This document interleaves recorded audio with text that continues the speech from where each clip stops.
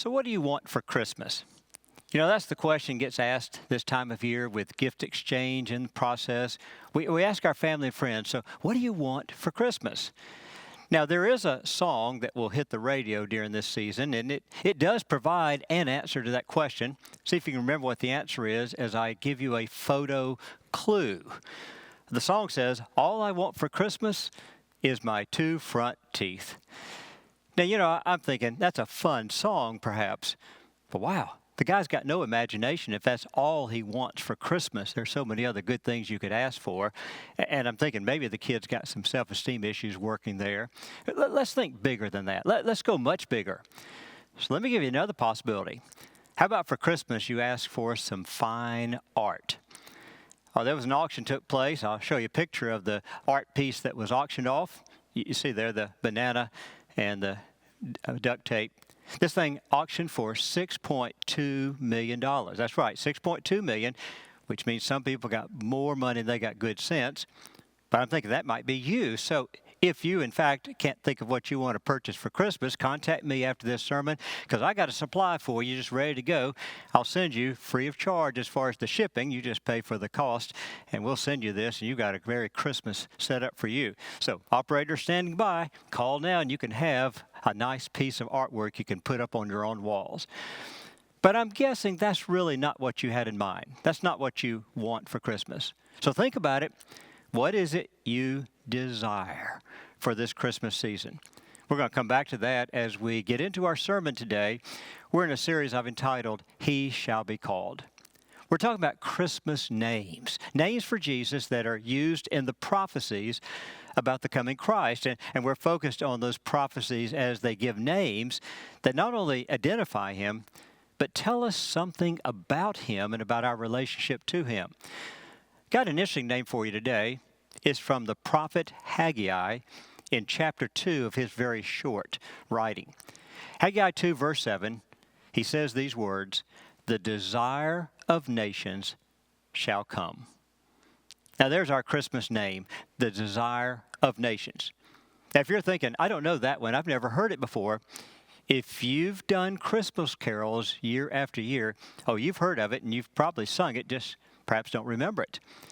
Go back to that Christmas carol I've already mentioned in this series, O Come, Emmanuel. The oldest Christmas carol that we're currently singing goes back 1,200 years, originally in the Latin. It had that opening line that talked about our first Christmas name of this series, O Come, Emmanuel. It had another verse that picked up on our second sermon message, O come thou day spring from on high. There's another verse that says, I want you to come, desire of nations, come. Yeah, it's in the Christmas carols, but maybe you're not familiar with that one. Let's go to one everybody knows. Hark the herald angels sing, glory to the newborn king. Oh, it's got the line that says, come desire of nations come, fix in us thy humble home.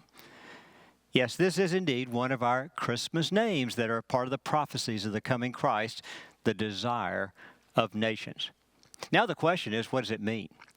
Now, it's got a meaning that Haggai meant when he first said it, preaching to the people of his day. But as he preached this phrase, he was put it in the future tense. He said the desire of nations shall come. So it's got a meaning for his people, but it's also got a meaning for something that was going to come later. And it's got layers of meaning I want to show you as we explore what it means to speak of Jesus as the desire of nations. But let's go back to the beginning. Let's start with Haggai and his sermon to the people. What did it mean in the message? Well, he gives you a clue. In the very next verse, he speaks about silver and gold. Yes, silver and gold, wealth. That's what the nations desire. Every kingdom on this earth wants to fill its treasury with silver and gold so they can do the things they want to do. That's why they do taxes and fill up their treasury with silver and gold.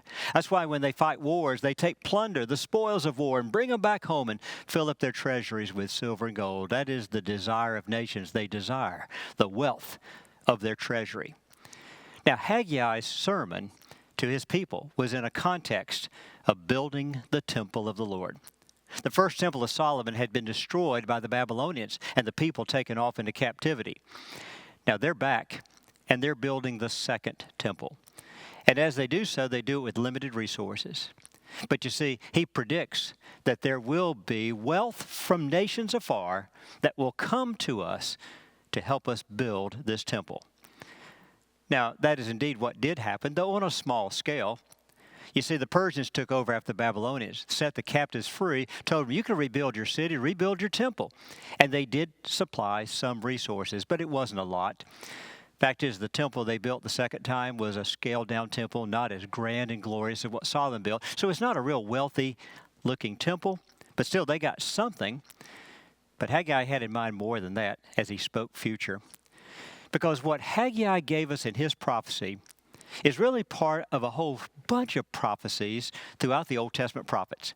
Every one of them looking to the Messiah, these messianic prophecies that portray the day when Christ comes, and as they do, the nations will come to him. Now, I'll give you Isaiah chapter 60 as an example of all the other prophets, because Isaiah 60 captures what the rest of the prophecies will say about the coming Messiah. First, Isaiah begins by saying, the people are dwelling in darkness. But then all of a sudden, a great light comes to this earth, and then nations will come to the light, and as they come, they bring their wealth. Now, that kind of prophecy is in Isaiah and Haggai and many of the other prophets. And the fulfillment of that prophecy is what happens after Jesus came. And as he died on the cross and he rose from the grave, he then sent his disciples out into the world with what we call the Great Commission. Take the good news to all nations and bring them to me. And you see, as if the Gentiles are evangelized, as they're converted, as people like you and I who aren't Jewish in background, we're from the nations. But as we come to Christ, what do? We bring what we possess with us, the wealth of the nations. We bring it and we offer it to Jesus. Oh, we do that when we give our giving, our offerings of our material things. We do it when we take of our talents and abilities and our time, and we serve the Lord.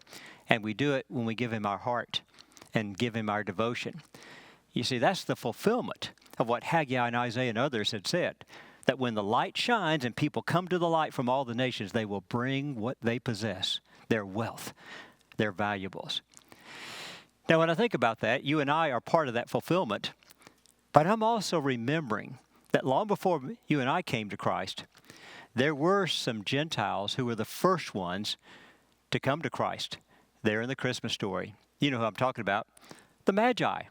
Oh, the Magi came, and when they came, they brought their gifts, their wealth. They brought their gold, frankincense, and myrrh.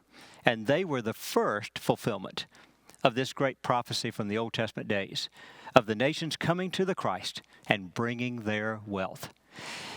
Now, when I think about the Magi, I go back and look at all those other prophecies about the light, the nations, and the wealth that they bring. And I look closely and I look at the details, realize time and time again, they often mention details that sound a lot like the Christmas story. Take, for example, Psalm 72, one of those prophecies, where it talks about how the desert nomads will bow before him. And the kings from afar, they will come and bring him gifts. Boy, that's got Christmas written all over that. The desert nomads, those who live out in the fields in their tents with their flock, they'll come to the Christ. They were the first ones to arrive. And the kings who come from a far land but bring their gifts, and that's your Magi. Even Isaiah 60, the one that I said represents them all, as he gets to a place where he describes the gifts they bring, or he describes how they bring from their flocks their sheep and their rams, and they offer them to Christ if he wants them. And they bring from their wealth, their gold and their frankincense, and they offer it to the Christ. Yeah, you see, when we think about the birth of Jesus, we're thinking about those who came from afar and brought him the wealth that they possess, the things they desired. They brought it to Jesus. We have an old Christmas carol that puts it this way. It says, sages, talking about the wise men, sages, leave your contemplations, because brighter visions will beam afar. Seek the great desire of nations, because you have seen his natal star. Yeah, that's from angels from the realms of glory. And it picks up on this idea that when the nations come to Christ, they are fulfilling the prophecies. Because the desires of nations, the wealth and riches that nations desire, eventually as the people come, they bring that with them. They bring it to Christ, the Magi being the first ones. But I want to go back to what we earlier raised. What is it that the nations desire? I don't want to think in terms just of government and institutions. Let's bring it down closer to home. Let's talk about people. People around the world, people like me and you. What is it we desire and want? What are the longings of the heart? Now think about that question. That'd be a long list of what it is people of the world want. But if you think about it, you could probably narrow that list down to what are the most important things, the key things that people long for, that they desire. What is it everybody is seeking? Well, let's start where Haggai pointed us. Let's start with wealth and prosperity and material possessions. You know, there are many among us who dream of making it big one day, getting rich. Whether it be, for example, picking a stock that then shoots up high and you've become wealthy, or getting that lottery ticket that wins you millions of dollars. Oh, people think about, I want to make it big. I want to be rich and famous.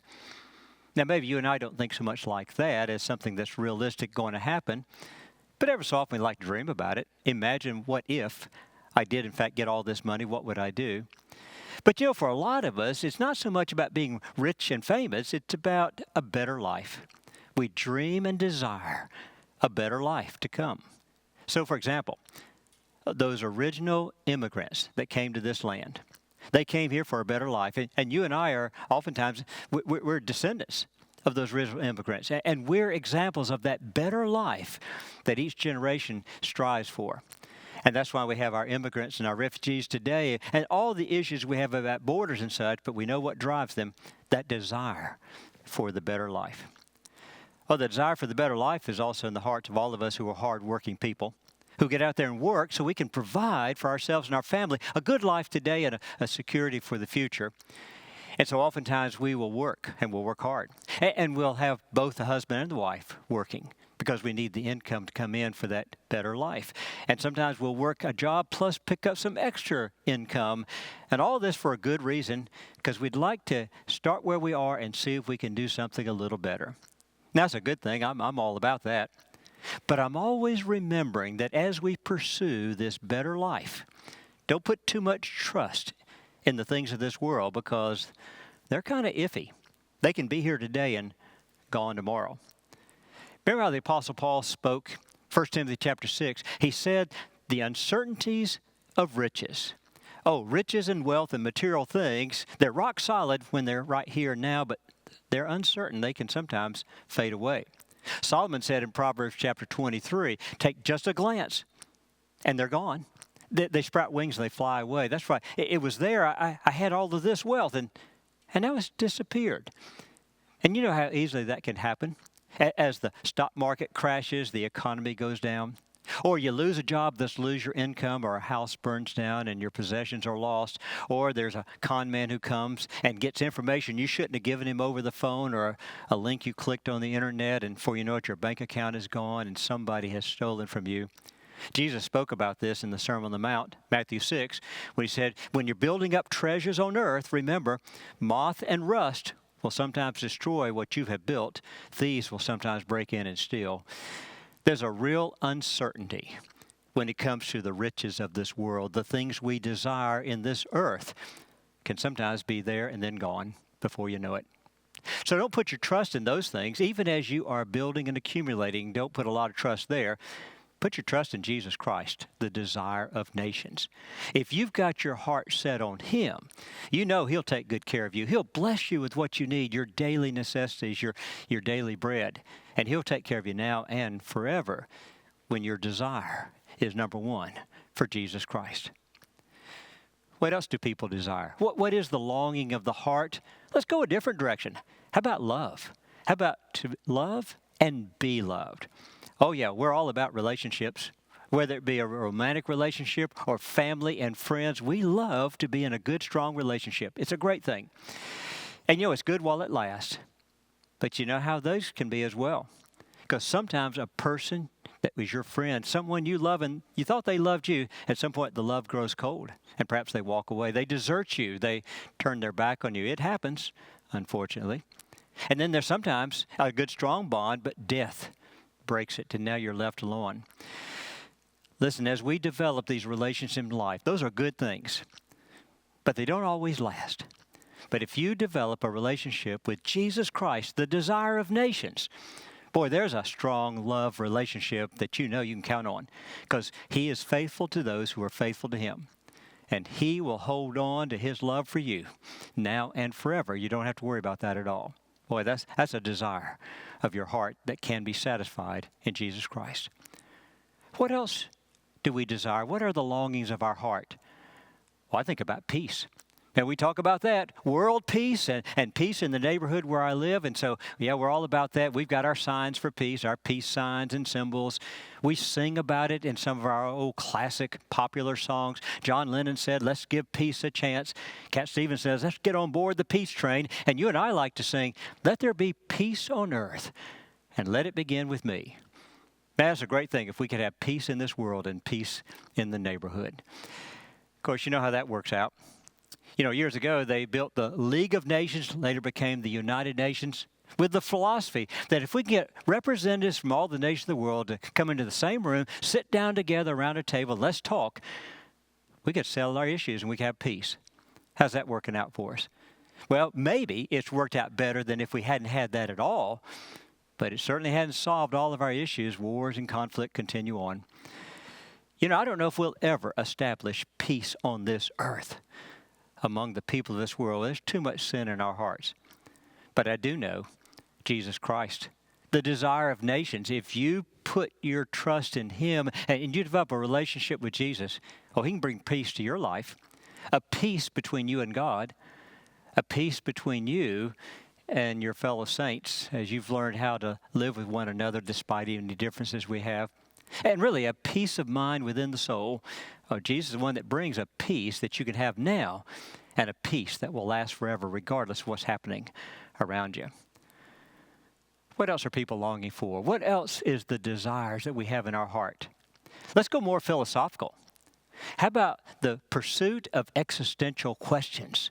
Ever since the ancient classic philosophers, even up to today when you and I just sit and ponder, we think about questions of life and the meaning and purpose of life. How about, for example, how did we get here? And why are we here? Is there a purpose? Is there a meaning to our existence? And why should I keep going forward? Is there any sense of value and worth to me living life? Great questions, and people often ponder it. Because questions like that are philosophical in nature ultimately come down to practical things like self-esteem, how I feel about myself, and do I have a sense of self-worth and dignity, or I don't feel like much at all. It also deals with motivation, why I get up out of bed and keep doing what I do, and despite all the things I have to deal with and the current troubles I'm addressing, and why do I bother? You know, sometimes we'll turn to the philosophers who've asked that question for ages. They've come up with some different answers. You can look at each answer and see what you think. You could also turn to Jesus Christ, the desire of the nations, because you can go to his word and he'll lay out some information there that will answer so many of those questions for you in a strong, solid way. You don't have to worry about it. The answer's there. That's where I find my best answers, is when I go to the word of Jesus Christ. He's the one I desire to give me those answers of life. How about one more desire, one more longing of the heart? And that's a good ending when this life is done. We're talking about death now. We all think about that. We approach it with a certain amount of apprehension and anxiety because we're not quite certain what happens next. We have some ideas. We don't know at all. And oftentimes in this world, people are thinking so much about death, they wonder, is there going to be a good ending after death, or is it going to be a bad ending? And honestly, if it's going to be a bad ending, I'd rather have none at all than just be gone. We think about it, and we have our hopes and desires there. But you want a hope that actually works? Put your hope in Jesus Christ, the desire of nations. You see, it's through Jesus that you can have a hope that is solid. You can know it now. You can sing about it and celebrate it now, and when death comes, you know what comes next because you put your hope in the one who died on the cross for your sins and rose from the grave for victory over death to take you to a life everlasting. That's where we find our hope, is when we put our desire in Jesus Christ. I talked about all of these desires, these longings of the heart. They're good, they're genuine, they're real. And pursuing them, that's not bad. Trying to find where I can find what of these things. But make number one pursuit. Jesus Christ. Make him the top desire of your heart. Because when you do make him your desire, then not only can he give you the blessings he has planned for you, but he can fill in where the things of this world come up short. You know, one of the songs we don't sing often, we really don't know it, is Come Thou Long Expected Jesus. But it's got a great line in there that says, Dear desire of every nation, joy of every longing heart. Yeah, he's the desire we should put our heart on, and he will fill your heart with joy, because that's what Jesus does. You see, he is the great desire of nations. Oh, nations have the things they desire, riches and wealth and all the other things, but he should be our number one desire, because through Jesus, we can receive abundant blessings that satisfy all the rest of our desires. Paul speaks this way in Ephesians chapter 3. He talks about the unfathomable riches of Christ. He's got so many riches that we can't even hardly imagine how much stuff is there that Jesus can share with those who put their faith and trust in him. Yes, he should be the desire of nations and the desire of our hearts. Well, that's what Haggai called him. And I would put it to you this way. He is indeed what every heart longs for, whether they know it or not. He is what the nations desire, whether they know it or not. Because they are asking questions, they are looking for things, and they're seeking answers in a variety of places. But if they would seek those answers in Jesus, they'd find some good, solid answers. And you and I have that answer to share with them. I hope at this Christmas season, you are sharing the message of Christ, that you're celebrating and having joy and fellowship and friendship, but more than that, you're mentioning Jesus Christ, the one who is the desire of nations and can fulfill every longing of the heart. I hope he's also the desire of your heart as well. I hope he's the one that you put your faith and trust in, that you live your life for. Make him your number one desire. Father, we thank you. We thank you for sending your Son, the great light that has come to this earth. And as we were once walking in darkness, we've had an opportunity to see that light, to be drawn to it, and to come and bring whatever it is we possess and offer it to him. May that light continue to shine bright today in our lives and through our words, so that others can know Christ and come to him and enjoy the blessings that he shares with others. May he be the desire of the hearts of all. We thank and pray in Jesus' name. Amen.